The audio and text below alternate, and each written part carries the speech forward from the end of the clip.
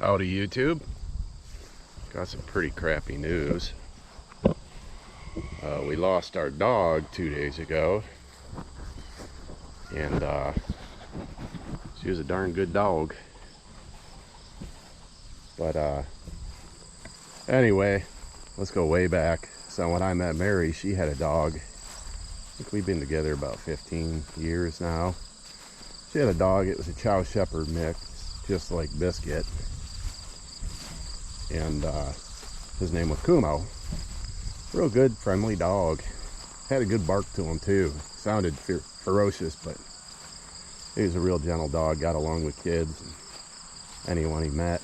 Kumo passed away about maybe 9 years ago, and she started looking for another dog. She wanted a Chow Shepherd mix. Came across Biscuit, and the story with Biscuit is another lady owned her, and she had twins, and I guess Biscuit started snapping at the twins. My suspicion, it was more the husband's directive to get rid of their dog, and she ended up giving us Biscuit. Came down to our house multiple times just to make sure it was a good fit. Obviously cared about the dog. The way she got her name is she was running, well, this is according to the lady that gave Biscuit to us. She was running the streets around Detroit, Michigan, and was eventually lured into a police cruiser with a Biscuit. And we don't know how old she was. We're told right around 5 years old when we acquired her. So she may have been older, but you know, she has been a great dog. She would come way back here just to do her number 2. She would not do it near the house, and she would hold it until I could take a break from work. I work from home, so I've been with this dog morning, noon, and night, 24 hours for about 10 years. So, you know, I miss the occasional shake of the collar, the little nails pitter pattering across the bare floors, the wet nose coming up nudging my leg when it's time to go potty, or you know, she would always sit there and just stare at me, come in the room and stare at me when it was time to eat. And boy, the sound of silence is deafening now. It's just quiet, very quiet. She's just been a perfect dog. The only 2 times she had an accident in the house was either she was sick and we weren't there. That was pretty much it. And when that happened, she went down in the basement to an empty bare spot on the concrete floor. So, I mean, what more could you ask for? She was good, she was friendly. There was a time we took her, we thought she would get along with other dogs. We took her to our friend's house. They had 2 dogs. Mary was with Biscuit. Around the corner of the house near the garage, and I heard her start yelling, and Biscuit tore into the neck of one of the other dogs. She said she was just down with the tail in the air, just going at it, and Mary had to take her foot and kick her in the side a few times to get her to release. And that was a unexpected $400 vet bill for a 12-year-old kid there too. That's the worst part.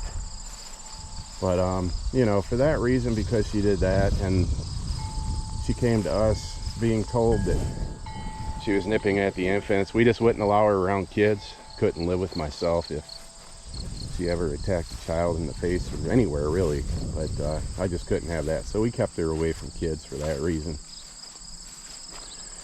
Anyways, just perfect health. Mary always bought her premium dog food. It's actually dehydrated, you know, raw meat.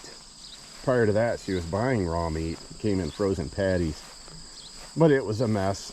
There's a wax paper separator, and if they froze together, you couldn't get them apart, so you'd have to thaw one. Then that wax paper was full of blood and raw meat. It was just messy, and you always had to remember to take one out of the freezer to replenish the one that you just used so it would thaw for the next meal. So I convinced her to switched to a kibble that was pretty much the same stuff. It was just dehydrated. And it ultimately made our lives easier because we could just fill up an automatic dispenser. So she would get fed 3 times a day. But anyway, we noticed little by little, she started having problems with her hindquarters. That's what happened to our other dog, Kumo. You know, shepherd child. The shepherds have the hip dysplasia. They're known for that. And that's how Kumo went. He just couldn't walk. Well, Biscuit, we noticed one of her hind legs started slipping out, and she would almost fall over. She'd catch herself. I think she fell behind her once, maybe. And she always slept at the end of our bed. We have stairs to get up and down on our bed. She started falling off the bed or trying to get down the stairs, and in the middle of the night, we'd hear a big thunk. You know, I don't think it ever really hurt her. Who knows?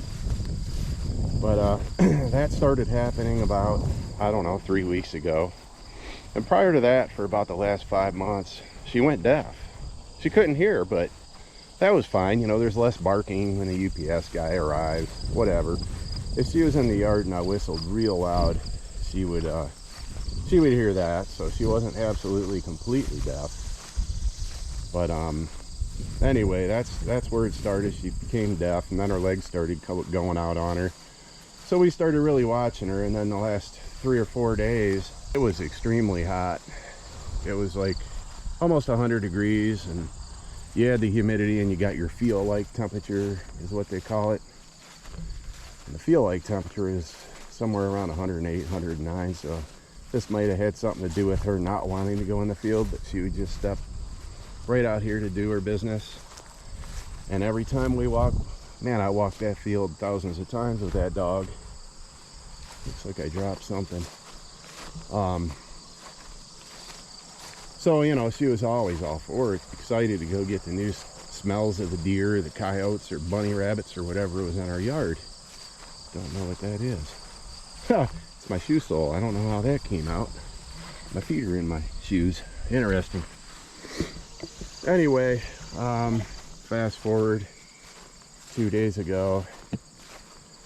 Well, it was on the 11th. I don't know if that was 2 or 3 days ago now, but Mary went to bed, and Biscuit stopped coming up on the bed because I guess she just gave up. She didn't want to fall off anymore.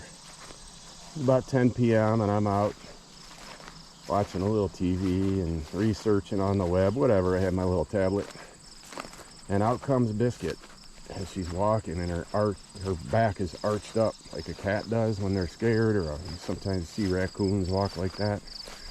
And she couldn't really relax. So I kind of consoled her, got her to calm down, and got her down on the floor. And that was the last time she was on her feet. I tend to think she had a stroke or some, you know, a blood clot or something, which I guess, you know, it can cause a stroke. But that was at 10. Mary ended up putting some cushions on the floor next to her and stayed the night with her. And I kind of prepared her, you know. She was talking about taking the dog to the vet. And, you know, I kind of mentioned, you know, if this was a person, this would be the time you'd put him in hospice. She was just laying there, you know, breathing fast, shallow, with her tongue hanging out. Her eyes would track us. She tried getting up a little bit from her side position, laying on her side. She'd get up about, I don't know, 2 to 4 inches and just collapse right back down. So I knew it was over. And about 4:30 in the morning, Mary comes in crying and comes to the realization that we're going to have to put her down, which I agreed. It was the best thing we could do, and the doctor ultimately agreed there too. So we, you know, being up all night, we couldn't find anybody to perform in-home euthanization. It would have taken another day, and we couldn't sit there and, you know, watch her suffer. So we couldn't get her in till noon, and she does her business about twice a day, you know, number 2, and pees throughout the day.